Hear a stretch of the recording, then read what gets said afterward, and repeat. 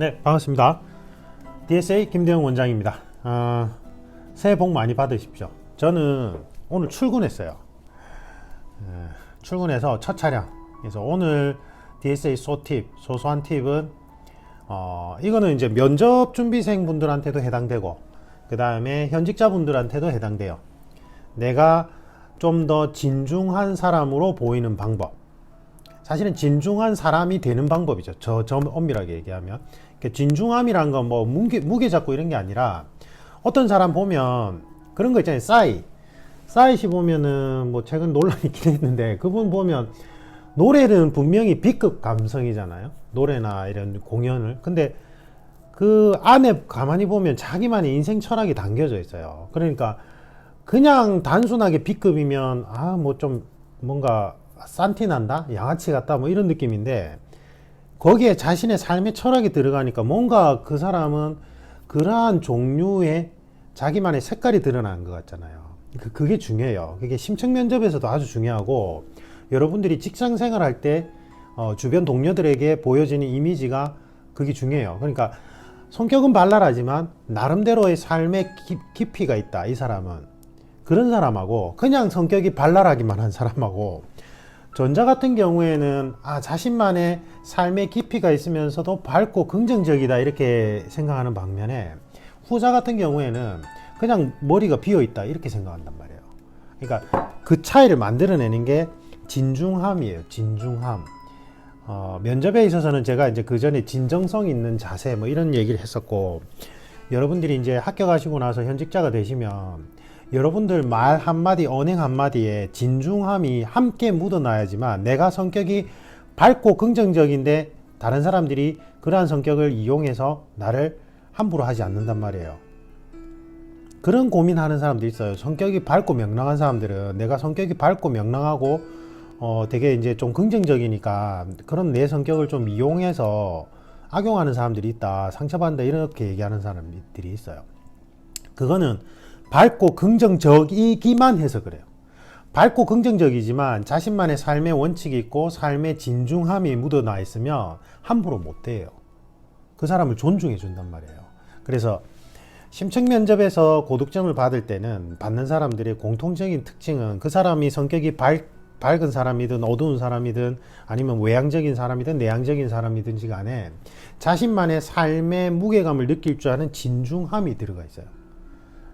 직장에서도 마찬가지예요. 직장에서도 이 동료는 너무 밝고 긍정적이야, 아니면 이 동료는 좀 어둡고 염세적이야, 뭐든 좋지만 자신만의 성격의 색깔 안에 무게감이 들어가 있을 때 그 사람의 말에 귀 기울이고 함부로 대하지 않아요. 그걸 진중함이래요. 그래서 제가 손자병법을 통한 슬기로운 공직생활 앞에 영상에서 뭐라고 말씀드렸습니까? 처음에 개 단계가 이제 처음 시작하는데, 손자병법에서는 그걸 해석하는 건 선생님마다의 해석의 차이가 있지만, 저는 뭐라고 했어요? 그 처음에 준비 단계에서, 인간관계에서 준비 단계에서 마음가짐과 행위가 있는데, 그 마음가짐이 내가 그 일에 대한 열정, 초심, 그리고 그 일에 대한 우리 사회적 의미에 대해서 의미 부여를 통한 진중함을 가지고 있느냐가 중요하댔잖아요. 이 지금 다 연결되는 거예요. 네, 그래서 오늘 영상은 심층 면접 준비생이라면 내가 면접에서 고득점 받을 수 있는 내 삶의 진중함을 보여주는 방법들, 나의 진중함을 기르는 방법이라고 합시다. 그 다음에 이제 합격하셔서 현직자 생활 하시는 분들은 공직에서는 특히나 중요한 요소인 것 같아요. 이 사람이 무언가 진중함이 들어가 있다, 삶에 대한 자신의 업무에 대한 진중함이 있는지. 밝고 긍정적이고 이런 것과 대치되는 개념이 아니에요. 아까 말씀드렸다시피 이제 그 방법에 대해서, 훈련 방법에 대해서 설명을 드릴 거예요. 우리 마음은, 제가 이제 그 채널 3개 운영 중이잖아요. 그래서 이제 무기술 관련된 영상 이론 강의를 올리는 게 루터쌤 아카데미 채널이에요. 거기는 이제 제가 칼리 지도자로서, 그리고 오랫동안 검도를 수련한 입장에서 이제 무기술 전문가로서 무기술에 대해서 어떻게 디펜스를 하느냐에 대한 방법론들을 쭉 올리는 건데, 별로 재미는 없어요. 근데 보통 보면은 오랜 무술 경력을 가진 사범님들이 와서 시청을 하거나 아니면 현직자분들이 시청을 하시는데, 주로 거기서 제가 설명드린 내용 중에 하나이기도 하고, 그 다음에 또 제가 DSA 컨설팅에서는 어디서 설명을 드렸냐면, 꿀잠 자는 방법 해가지고 1편, 2편에 설명드렸어요.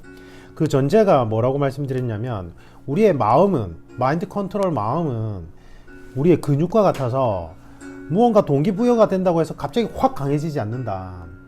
우리 근육이 나는 오늘부터 100kg를 들 수 있어 해가지고 평소에 30kg도 못 드는 근육이 갑자기 100kg를 들 수 있는 근육으로 변해요? 아니잖아요. 마음도 똑같아요. 마음도 근육과 똑같기 때문에 체계적으로 계속 단련을 통해서 체계적인 훈련법을 통해서 마인드를 강화시키는 마인드 컨트롤 훈련을 해야 돼요. 그래서 이거를 개념을 가장 잘 받아들인 곳이 스포츠 분야예요. 그래서 국가대표 훈련법에는 이러한 마인드 컨트롤 훈련 방법이 점진적인 강도를 통해서 강도를 높이는 훈련을 통해서 마인드 컨트롤 하는 방법들을 거기다 놓았어요. 그 다음에 군 특수부대, 군대에서도 이걸 활용 많이 한단 말이에요.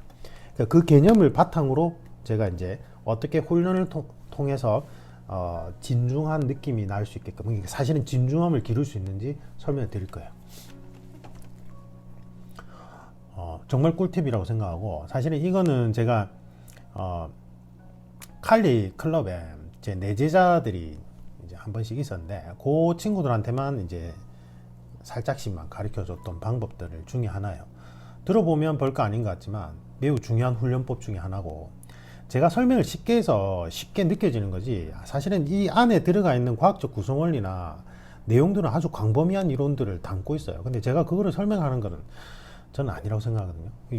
운동 유튜브 보면 자기가 막 아는 척 하면서 무슨 서흉근 무슨 근육 이름 막 명칭 말하면서 논문 인용하면서 뭐가 저쪽은 막 얘기를 하는데 가만히 들어보면 전체 큰 맥락이나 원칙은 놓치고 있는 경우가 많아요.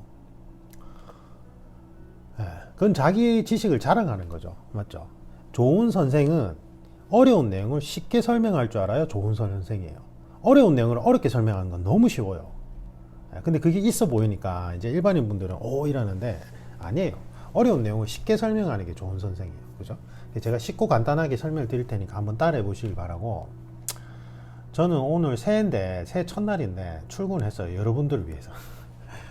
그건 아니고 제가 이제 결혼을 아주 늦게 해가지고, 결혼을 아주 늦게 해서 연애를 8년 했어요. 저는 저희 집사람하고 너무 재밌어가지고 결혼할 생각도 못하고, 장인어른한테 엄청 혼났어요. 처음에 상견례 가서 엄청 혼나고, 이제 아이가 이제 4살이거든요.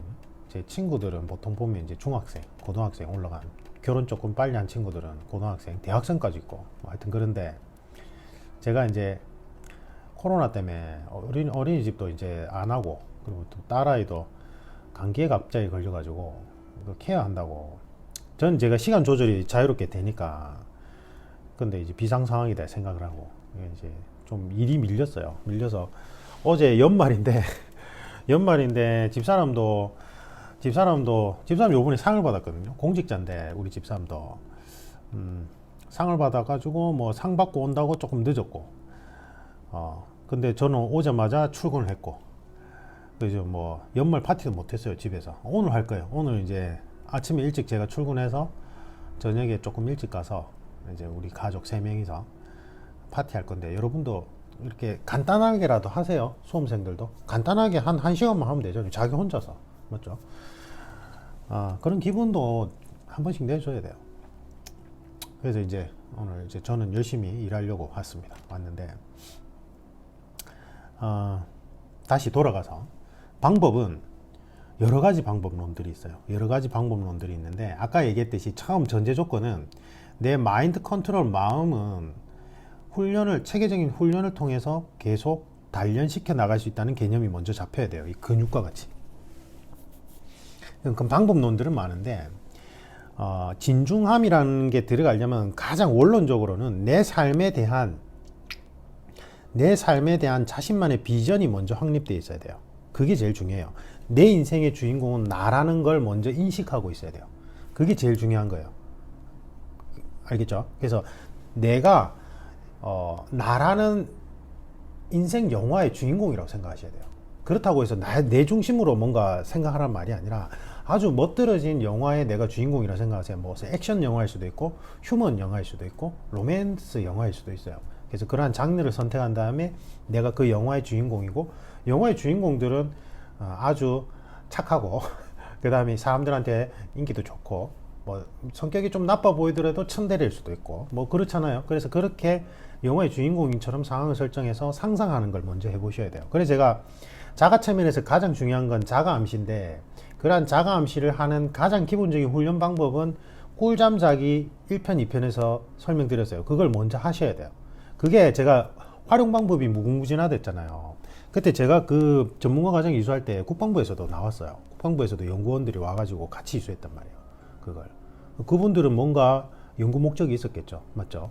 그래서 이거는 세계보건기구에서도 인정한 이제 공인된 심리치료 기법 중에도 하나이기 때문에 하시면 좋아요. 자가체면을 통한 자가암시를 통한 자가체면 훈련 기법들, 그걸 꼭 해보시고, 그걸 했다는 전제하에 설명을 드릴게요. 그래서 일단 원론적으로는 내 인생의 주인공은 나고, 그 다음에 내가 항상 내 주변에 감사하는 마음을 가져야 돼요. 어머니하고 사이가 안 좋아요. 사이가 안 좋더라도 내가 의미 부여를 하면 돼요. 그래도 내가 이 세상에 태어날 수 있게 해준 것은 어머니가 아닐까. 이 세상에 지금 내가 살아가는 게 너무 괴롭더라도 내가 어쨌든 내가 원하는 직업을 위해서 경찰이든 공무원이든 준비할 수 있는 이 기회가 얻어진 거는 그래도 어머니 덕분이잖아요. 어머니하고 사이가 안 좋아도. 그런 식으로 내가 내 주변에 있는 지인분들을 긍정적인 면을 보고 감사하는 마음을 먼저 가지는 게 첫 번째. 그건 원론적인 내용들. 그 다음에 이제 실제로 훈련 기법으로 들어가면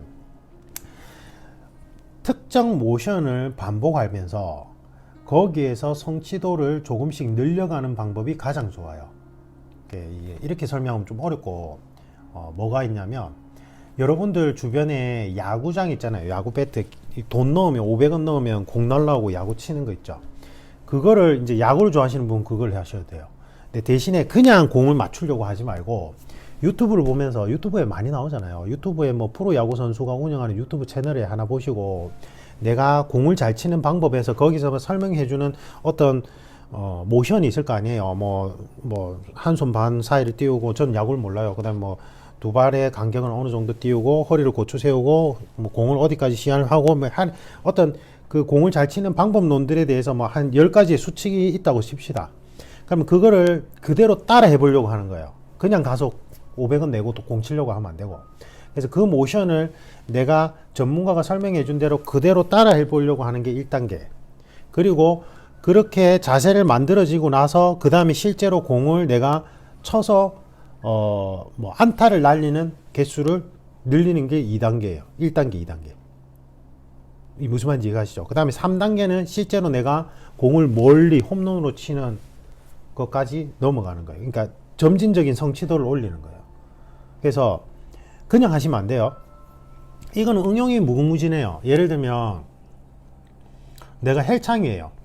헬창까지 아니고 헬린이와 헬창 중간이라면 이제 뭐 벤치프레스 3대 운동 뭐 이런 거 있잖아요. 그 3대 운동에서 내가 정확한 모션, 내가 생각하는 전문가의 영상을 보면서 내가 정확한 자세로 그 3대 운동을 하는 걸 아까와 같은 단계 3단계를 통해서 모션을 정하는 거예요. 그래서 모션을 정확하게 인지해서 훈련하는 거 1단계. 그 다음에 그게 끝나고 나면 실제로 중량을 늘려나가는 게 2단계. 그 다음에 내가 목표한 수치를 정해놓고 그 목표를 채워나가는 게 3단계. 뭐 3대 운동을 취미로 하시는 분이라면, 야구를 좋아하시는 분이라면 아까 그 500원짜리 놓고 야구 치는 걸로 해도 돼요. 근데 이때 제일 중요한 건 호흡이거든요. 근데 이게 뭐 야구든 3대 운동이든 호흡은 그 전문가분들이 설명하는 분들이 아마 있을 거예요. 그래서 호흡이 바탕이 되지 않으면 어떠한 운동 능력도 향상되지 않거든요. 그래서 호흡을 잔잔하고 깊이 있게 하는 것을 같이 해줘야 돼요. 그 다음에 이게 집중력을 향상시키는 방법론도 돼요. 이게. 근데 제일 중요한 건 사실은 3대 운동도 집중력을 높이는데 중요하지만 어떤 물체를 타격하면서 얻는 집중력이 사실은 좀 더 좋아요. 이건 제 개인적인 생각인데. 그래서 예를 들면 저 같은 경우는 어떻게 했냐면, 저는 엄청 가난했다 했잖아요. 가난해서 저는 이제 집안 환경이 너무 안 좋았어요. 너무 안 좋아서 법대 생일 때부터 부업으로 이렇게 가르치는 일을 같이 했어요. 같이 했는데 잡생각도 많고 집안에 분란이 많으니까 이게 잡생각이 많아지잖아요. 그래서 저는 정말로 뭔가 어긋날 기회가 많았어요. 진짜로. 그 뭐 믿거나 말거나 영화에 보면은 왜 이렇게 조직 폭력 이런 이상한 조직체에서 막 후원해 줄 테니까 공부해라 뭐 이런 거 있잖아요. 저 그런 것도 받았어요. 제안. 진짜. 너 우리과 같은데 공부하다가 안 되면 우리 쪽 일을 해도 된다 이렇게. 난 그게 자존심 상했어. 내가 그렇게 보인단 말이야? 근데 그때는 그랬어요. 제가 젊었을 때는 살이 탁 빠져가지고 지금 살이 엄청 많이 찐 거고 눈이 부리부리 해가지고 항상 인상 쓰고 다니고 지금은 근육이 다 쪼그라들었는데 덩치도 컸어요. 예, 그래서 아마 그래서 그런 얘기를 했나 모르겠는데 어쨌든 유혹이 좀 있었어요. 그런 쪽으로. 제가 이제 너무 가정 형편이 안 받쳐주니까 힘들게 공부를 하니까 다 공부 전폭적으로 다 지원해 주겠대. 막 주거지부터 해가지고 안 좋은 거죠, 그죠? 안 좋은 건데 어쨌든 한 두어 번 그랬어요. 두어 번 했는데 제가 이제 그런데 흔들리지 않고 그래도 진짜 사람답게 살아갈 수 있는 힘을 가질 수 있었던 게 이제 검도 수련이거든요. 택견 대학교 때 훈련부장 하다가 이제 스파링 파트너가 없으니까 답답해서 이제 그때는 뭐 쿠도나 종합격투기 뭐 주짓수 이런 거 없었고 그게 97년도 말 98년도 초였거든요. 그러니까 없어가지고 검도 했었어요. 검도. 그래서 이제 뭐 복싱이나 킥복싱 같은 건 있었는데 근데 이제 무기술 스파링을 한 번도 해본 적이 없어서 택견에도 무기술이 있어요. 쫓겨난 게 있는데 밀당대 같은 게 있는데 그거는 스파링을 할 수가 없었고 그래서 무기술 스파링 해보고 싶어가지고 검도를 시작했고 제가 이제 힘들게 이제 법대 생활하고 법대생 시절 거쳐서 고시 생활할 때도 주변 유혹에 흔들리지 않고 사람답게 제 소신껏 살아올 수 있었던 게 검도 수련이거든요. 그러니까 제가 아까 말씀드린 건 사실은 무술 수련을 통해서 제일 이렇게 가질 수 있어요. 근데 그거를 무술 수련 1년, 2년, 3년 찔끔하고 말고 이러면 안 되고 최소한 한 10년 해야 돼요. 한 7년에서 10년 정도. 주짓수 같으면은 한 10년 정도 하면 7년에서 10년 정도 하면 블랙벨트 받잖아요. 검도도 한 10년에서 13년 하면 4단을 딸 수 있거든요. 그러니까 이제 그 정도는 해야 된다는 거예요. 그 정도. 아니면 뭐 검도 한 7년에서 10년 차 하면 3단 되니까 3단 정도 딸 정도. 이제 그렇게 이렇게 계속 조금씩이라도 뭐 일주일에 한 두세 번씩이라도 운동을 통해서 무술 수련을 통해서 단련해 나가면 되는데 저 같은 경우는 이제 검도에서 어떤 부분을 활용 많이 했냐면 타격대 치는 거 있어요. 대한검도의 검도. 해동검도 말고 대한검도의 검도에 이제 타격대를 세워놓고 이렇게 죽도로 자세를 딱 정확하게 치고 손목, 머리, 뭐 허리, 찌름 뭐 이렇게 기본 기술 연습하는 게 있어요. 아까 야구 배팅 하듯이. 저 같은 경우는 이제 막 일을 하면서 법대 생활도 해야 되고 나중에 고시 생활도 해야 되니까 시간이 되게 부족했거든요. 그래서 도장이 잘 못 나오니까 평소에는 이제 학교 근처 산에서 운동을 좀 하고 혼자서 기본기 위주로 하다가 그 다음에 이제 주말에 몰아서 그때 단짝도 사범이었는데 이제 스파링을 많이 하고 그 다음에 이제 일요일날 제가 3시간씩 2시간에서 3시간씩 타격대를 쳤어요. 그리고 뭐 하다가 공부 너무 안 되고 아니면 막 너무 삶이 지칠 때 가서 그냥 이제 열쇠를 주셔서 저희 선생님께서 이제 아무도 없는 시간에 가서 한밤중이라도 가서 타격대를 막 쳤어요. 그러니까 이제 이게 그냥 치는 게 아니라 이제 손목을 치든 머리를 치든 허리를 치든 찌름을 치든 뭐 깎이어리를 치든지 간에 아주 정확한 자세가 있어요. 뭐 두 발의 간격 11자, 그 다음에 뒷발을 밀어줄 때는 총알이 장전하듯이 느낌을 살리고 앞발은 밀듯이 나아가고 중심은 밑으로 깔려야 되고 손은 보조 역할로 가고 허리로 베는 느낌으로 가야 되고 뭔가 이런 복잡한 이론들이 있거든요. 그걸 전부 다 기억하면서 하나하나 그러니까 한 번을 치더라도 의미 없이 치는 게 아니라 그러한 이론을 생각하면서 정확한 자세로 치려고 하는 거죠. 그게 집중을 하는 거예요. 격자를 하는 거죠. 타격을 하는 건데 그렇게 하면 10번을 해도 정말 힘들어요. 운동 효과가 엄청나게 커요. 아무 생각 없이 100번 치는 거 횟수만 많이 하는 건 아무 쓸모가 없거든요. 그래서 이제 그렇게 해서 이제 3시간, 2시간씩 쳤어요. 막 피 벗겨지고 이렇죠. 근데도 하고 나면 정신이 맑아지고 아주 또렷해져요. 그 다음에 이제 마치기 전에 묵상 한번 하고 검도는 묵상을 많이 하거든요. 호흡을 이제 정리하는 거예요. 그거를 저는 정확하게 19년 했어요. 19년 안 쉬고 1월마다 하는 거는 안 쉬었던 것 같아요. 토요일 일요일마다 하는 거. 예. 제가 막 도장이 못 나올 때도 그건 했어요. 딱 쉬는 적이 군대에 있을 때도 저는 군대에 있을 때 포상휴가를 워낙 많이 받아가지고 군대에 있을 때도 한 달에 한 번씩은 4박 5일에서 9박 10일은 면회를 나왔어요. 이제 제가 잘했거든 군생활. 저희 주변에 지인들이 너 민방위 아니야 이러면서 막 의심했어요. 저 맹호부대 나왔는데 휴가를 엄청 많이 훈련이 워낙 많으니까 휴가도 많은데다가 제가 또 포상휴가도 많이 땄어요. 그래가지고 거의 한 달에 한 번꼴로 나왔어요. 한 달에 한 번 아니면 두 달에 한 번꼴이라도 휴가를 길게 나오든지 뭐 이렇게 했는데 그때도 도장이 무조건 나와서 운동했거든요. 그 기간 또 치고 그 다음에 이제 유일하게 못했을 때가 이게 손이 으스러져 가지고 9개월 동안 이제 아예 못 잡으니까 이제 타격대 연습을 못 했는데 그게 유일한데 그때도 제가 손은 못 해도 이렇게 발하고 이제 이렇게 몸 모션으로 하는 걸로 했어요. 그 다음에 이미지 트레이닝 하는 기법이 있거든요. 이제 스파링 상대하고 가상으로 이제 쭉 떠들고 서로 상호 연습 스파링 하는 걸 하는 방법이 있어요. 그걸 하든지. 그러니까 그렇게 뭐 전문 선수들처럼 매일은 못하지만 그런 식으로 내가 정해진 날짜 정해진 요일에 그거는 꼭꼭 했어요. 그리고 너무 아플 때는 못하겠죠. 근데 그래도 가급적이면 했다는 거예요. 그렇게 한 19년을 했거든요. 19년을 하니까 제가 처음에 검도를 시작할 때랑 완전히 느낌이 달라져 있었어요. 사람이. 그러니까 처음엔 어땠냐면 처음에 어느 정도로 제가 날카로웠냐면 저희 제가 정말 존경했던 선배님 중에 한 분이 검도하다가 좌선하다가 돌아가셨어요. 진짜 그분은 이제 선배님이라기보단 저한테는 아버지뻘 되는 분이었는데 선생님이셨는데 그분이 나이가 엄청 많으신 거죠. 검도 나이가 많으니까 기본적으로. 그분이 이제 예전에 이제 어느 시대를 살아왔냐면 옛날에 70년대 60년대 보면은 왜 도장 깨기가 있던 시절 도장 깨기가 있던 시절에 태권도를 하신 분이에요. 그러니까 태권도라는 명칭이 사실은 박정희 정권 때였나? 하여튼 그때 만들어진 태권도라는 명칭이 그때 만들어졌어요. 그 전에는 공수도 가라데 해가지고 공수도 도장들 8개인가가 연합해서 태권도라는 명칭을 만들고 이제 체계화시켰단 말이에요.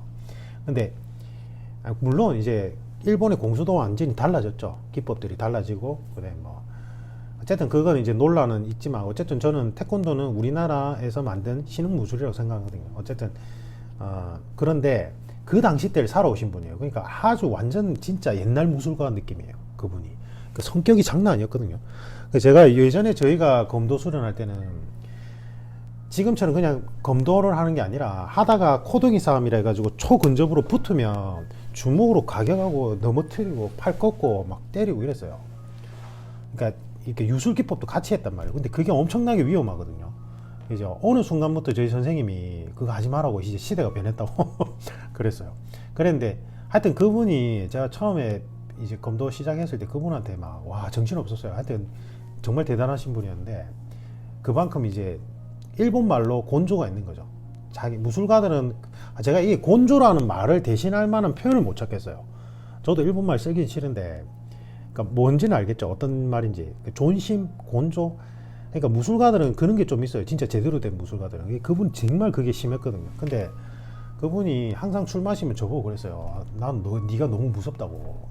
너무 살기가 진하다고. 왜 그래? 뭐 어떻게 살았길래 너는 그러냐면서 계속 뭐라 하셨거든요. 그게 좋은 게 아니죠. 저는 막 도끼밖에 없었어요. 집안 형편은 별로 안 좋은데 어떻게든 내가 엇나가지 않고 사람답게 사는데 내 힘으로 뭔가 세상에 증명하고 싶어서 막 도끼만 있던 상태여서 어쨌든 선생님이 그렇게 얘기할 정도로 그랬어요. 그 선배님께서. 그랬는데 이제 그게 이제 초반이었고 이제 한 19년 차 되고 나니까 저도 모르게 둥글둥글해지는 거예요. 그리고 좀 뭔가 진중해지는 느낌이 나고 제 단짝 친구도 검도를 같이 했거든요.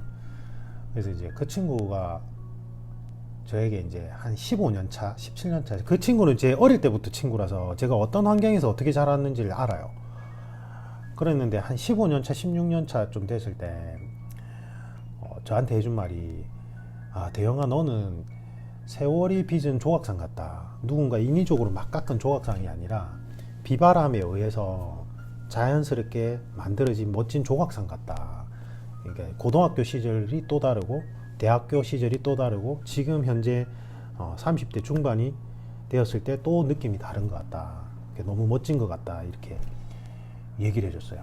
그 친구는 의대 교수거든요. 그 친구가 어떻게 보면 저한테 항상 자극제가 되는 친구예요. 그 친구는 무술도 많이 하고 이제 의대 교수기도 하고 거기다 또 뭐 미국 가서 공부도 하고 막 하여튼 제가 아주 친구지만 존경하는 친구인데 그 친구가 저한테 그렇게 얘기를 해준 거예요. 제가 내세울 수 있는 건 사실은 그거밖에 없어요. 그거밖에 없는데 그게 이제 친구한테, 그 친구는 뭐 친구한테 아부하거나 친구한테 뭐 좋은 말 일부러 하고 하는 성격이 아니거든요. 되게 진중한 느낌의 친구인데 그 한마디가 저한테 내가 검도 수련하길 잘했다 이런 생각을 가지게 했어요. 지금은 이제 검도 수련하지 않고 칼리 지도자로 활동하지만 제가 말하고자 하는 바를 아시겠죠? 그러니까 이게 어느 정도 세월이 들어가야 돼요. 그러니까 면접 준비 기간 동안에 내가 없던 진중함을 만들어내겠다 해가지고 막 일부러 무게 잡고 네 그렇습니다 하고 해봐야 아무런 도움도 안 돼요. 이거는 어느 정도 세월이 들어가야 돼요. 그래서 제가 저희 그 앞에 기수 분들이 지금 벌써 이제 현직자 한 6, 7년 차 되거든요. 그때 떨어진 어쩌다 진짜 그때 거의 저희는 취업을 했는데 한두 명이 그때 떨어졌었어요. 근데 이 친구들이 자꾸 상황이 안 좋아가지고 한 3년, 한 명은 5년 차 때 그때 떨어지고 체불 하고 나서 3년, 5년 차 때 다시 저한테 이제 코칭하러 와서 최종 합격을 했는데 그 3년, 5년 동안 마음고생을 얼마나 많이 했겠어요. 최종 불합격하고 나서. 근데 그 뒤로도 계속 이제 시험에 체불한 적도 있고 아니면 안 한 적도 있고 아니면 뭐 영어 때문에 필기를 못 한 적도 있는데 사람이 느낌이 변해 있어요. 아주 그때는 너무 가볍고 뭔가 좀 진중한 맛이 없었는데 지금 뭔가 진중한 맛이 느껴지는 거예요. 그러니까 세월의 힘이란 건 되게 무서워요. 근데 그 세월을 아무 생각 없이 의미 없이 보내버리면 그런 게 안 생겨요. 60대 70대 중에 보면 양아치 같은 사람들 있잖아요. 진중함도 없고 삶의 숙성이라고는 전혀 찾을 수가 없고 맞죠? 오히려 어린애보다 못하다 싶은 어르신들도 있단 말이에요.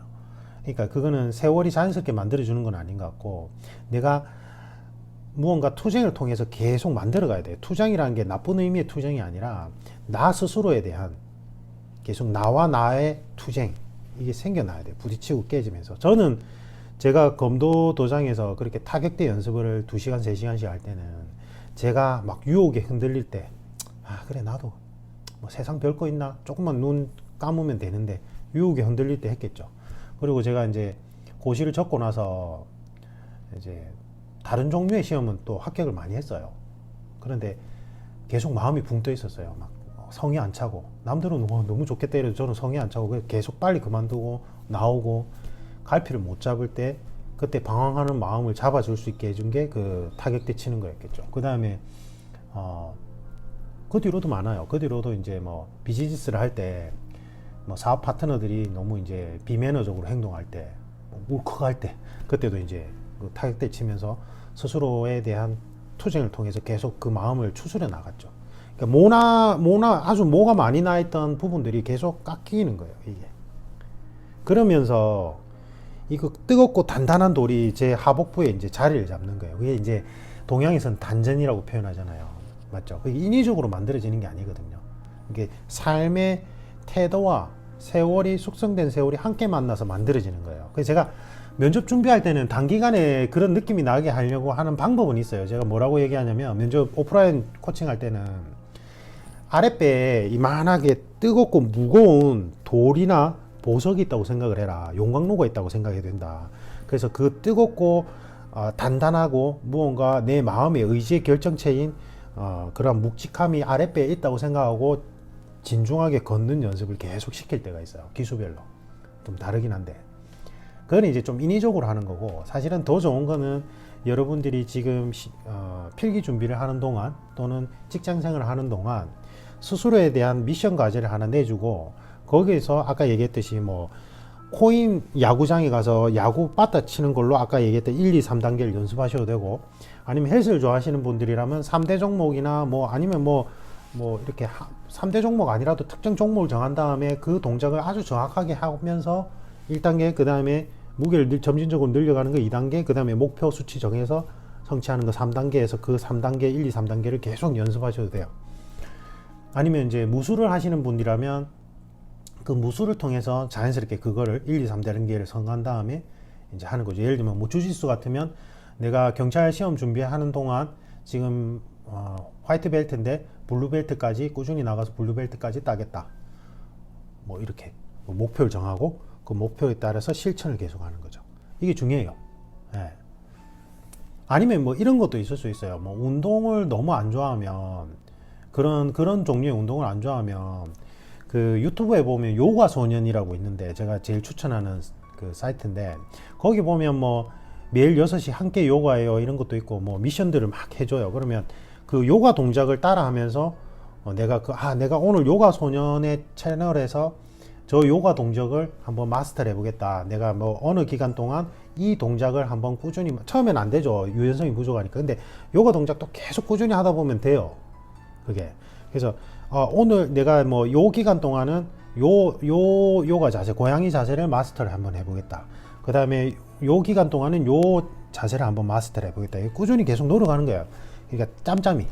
그 다음에 모션들을 다 완성하고 나면 그 모션을 조합해서 이제 가르쳐주는 오늘은 저 테마를 한번 같이 따라해 보겠다. 뭐 그렇게 스스로에게 미션을 주고 그걸 성취해 나가는 거예요. 그리고 실천하는 거죠. 그게 제일 중요해요. 네. 그 다음에 이제 마음가짐이 중요한데 사실은 제가 그래서 무술 수련이 제일 좋다고 하는 게 검도도 그렇고 태권도 그렇고 동양 무술은 도교와 불교적인 철학적인 가르침들이 같이 믹싱되어 있어요. 예를 들면 초발심, 평상심, 처음 그 마음 그대로 간직하는 방법. 검도 한 15년차, 17년차 되면 좀 루즈해져요. 그리고 막 매너리즘에 빠지기도 하거든요. 근데 내가 처음에 검도를 시작할 때 그 두근거림을 계속 떠올리려고 노력하는 거예요. 그래야지 실력이 발전할 수 있거든요. 초발심, 그 다음 평상심. 아무리 강한 상대를 만나도 내가 그 서로 막 죽돌 두고 격렬하게 부딪히는 순간에도 평상심을 지키려고 노력하는 자세. 그러니까 무술 수련에서 제대로 된 무술 수련은 그러한 철학적인 가르침들이 함께 하기 때문에 자연스럽게 마인드 컨트롤, 그러니까 마음을 단련하는 방법론들이 있는데 그렇게 뭐 무술을 할 수 있는 여건이 아니라면 아까 했던 야구도 괜찮고요. 그 다음에 3대 종목도 괜찮아요. 근데 대신에 그걸 그냥 의미 없이 하시면 안 되고 거기에 어떤 삶의 의미를 부여하셔야 돼요. 무슨 말이냐면 깨달음을 얻어야 된다고. 예를 들면 코인 동전방에 가서 야구를 치는데 거기 가기 전에 여자친구랑 싸웠어. 아니면 뭐 가족들이 내가 경찰 시험 또는 공무원 시험 오래 준비한다고 자꾸 핀잔을 주고 나를 무시하는 친척이 있었어. 그래서 그런 마음 다스릴 겸 코인 노래방에 가서 하니까 더 안 되더라. 내 마음이 평온하지 않으면 결과가 나오지 않겠구나. 그래서 내가 야구를 통해서 이런 마음을 다스리려고 하기보다는 내가 마음을 다스리면서 함께 야구를 요거 치는 걸 했을 때 기록이 더 좋아지거나 뭔가 자신만의 노하우나 삶의 지혜를 깨우치는 계기점으로 자꾸 삼아야 돼요. 그래서 그걸 하려면 일기를 적는 게 좋다는 거예요. 내면의 대화를 통해서. 그 다음에 뭐 이런 것도 괜찮아요. 오늘은 검도할 때 이겼어. 내가 내 마음대로 기술이 다 들어가. 오늘 뭐 김사범하고 했는데 내 후배 사범하고 했는데 막 기술이 다 들어가. 좋아. 내일도 잘 될 것 같아. 그래 내일 했는데 나 컨디션 나쁘지도 않은데 내가 일방적으로 맞았어. 이게 뭐야? 또 내가 다음 날 또 잘 돼. 또 안 돼. 인생 이건 잘 될 때도 있고 안 될 때도 있구나. 그러니까 일비하지 말자. 야구 치러 갔는데 야구 오늘은 너무 잘 맞아. 같은 야구장에 같은 레인인데 근데 또 내일은 잘 안 맞아. 또 오늘은 또 잘 맞아. 이게 있구나. 우리 삶은 이게 있구나. 야구도 이렇듯이 우리 삶도 그렇지 않을까. 너무 잘 된다고 너무 기뻐할 필요도 없고 호들갑 들 필요도 없고 안 된다고 너무 슬퍼할 필요도 없구나. 그 마음을 일정하게 유지하는 게 중요하구나. 평상시. 그래서 안 된다고 너무 좌절할 필요도 없구나. 어차피 안 될 때가 있으면 잘 될 때도 있으니까.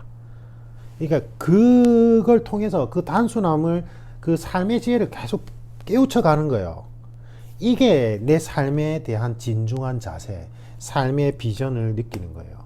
이게 제가 아까 손자병법의 계라고 계 단계 1편에서 손자병법을 통한 슬기로운 직장생활에서 마음가짐 편에서 말씀드린 내용이 이거예요.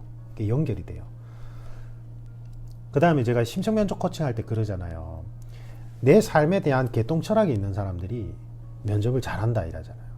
그러니까 내 삶에 어떤 일어나는 사건들이나 어떤 행위들을 단순하게 그냥 아무 생각 없이 넘기는 게 아니라 거기에서 어떤 의미를 찾고 삶의 지혜를 배우는 자세를 가질 때 내가 조금씩 성장해 나가는 거예요. 이게 정말 중요해요. 이게 이러한 마음 자세가, 이게 배움의 자세. 예. 그래서 저는 검도 수련할 때 화두가 검업일치라고 했잖아요. 여기 도복의 검업일치, 여기 문물도 이렇게 적었거든요. 공부 문이나 무나 똑같다. 이렇게 적어 놓고, 그 다음에 검업일치, 검도 수련을 통해서 배운 깨달음을 삶에 접목해보고, 삶에서 배운 삶의 지혜를 검도 수련할 때 한번 접목해보자. 뭐 야구라면 야구 배팅 치는 거 그렇게 하셔도 돼요. 아니면 뭐 헬스라면 헬스 그렇게 하셔도, 헬스도 자신과의 투쟁이잖아요. 맞죠? 오늘은 3대 종목이 잘 됐는데 내일은 또 안 돼. 뭐 이게 있더라. 일비할 필요가 없구나. 뭐 이런 것들, 깨달음들. 내가 지금 들 때 집중하지 않으니까 부상당하더라. 그래서 어떤 일을 함에 있어서는 온앤오프가 중요하더라. 그 일을 할 땐 그 일에만 집중해야 된다는 걸 깨달았다. 뭐 이런 것들을 그 하면서 그냥 아무 생각 없이 그냥 오늘 운동하니까 기분 좋네, 술 한잔 하자 이러고 끝을 내면 안 되고, 그 운동을 통해서 내가 배울 점들, 삶의 지혜들을 계속 도출시켜 나가고 그걸 또 다른 데 접목해 보려고 하는 노력들을 해야 된다는 거예요. 그게 정말 중요해요. 그러니까 이런 것들을 하다 보면 이게 1년, 2년, 3년 이렇게 쌓이면 내 삶의 진중함이 묻어나기 시작을 해요. 그러니까 같은 경찰 수험 생활을 3년 했는데 어떤 사람은 그 3년의 기간 동안 자신을 단련시킨 계기가 돼요. 단순한 필기가 아니라 몸과 마음을 단련시킨 계기가 되는 사람도 있고, 어떤 사람은 그냥 건강은 건강대로 나빠지고 필기는 필기대로 안 되고 그냥 그렇게 3년을 보내는 사람이 있는 거예요. 똑같이 필기 합격생인데 똑같은 수험 기간인데 이 사람은 심층 면접을 할 때 있어서 너무 잘해요. 이 사람은 잘 못해요. 이 사람은 자신만의 삶의 철학이나 자신만의 삶에 대한 무게감, 진중함이 들어가 있어요. 이 사람은 없어요. 왜 그럴까요? 비슷하게 살아왔는데, 비슷한 수험 생활을 겪었는데, 이 사람은 우리가 스쳐가는 일상 속에서 하나하나 삶의 지혜를 배우려고 했고, 그것을 자기만의 삶의 지혜로 소화시키려고 노력하는 자세를 가졌고, 그 다음에 똑같이 그냥 이제 취미생활로 코인 야구장 가서 배트 치기를 했지만, 이 사람은 그걸 하는 그 도중에서 깨달을 점들을 배우려고 했고, 이 사람은 그냥 아무 생각 없이 가서 그냥 치기만 했던 거예요. 그게 그렇게 차이를 벌어지게 만들어요. 검도 수련 오래 했다고 해서 저처럼 그렇게 뭔가 철학적이진 않아요. 조금씩 달라요. 제 자랑은 여기까지만 하겠습니다. 자랑할 게 없으니까 이거밖에 없어요. 자랑할 게. 제가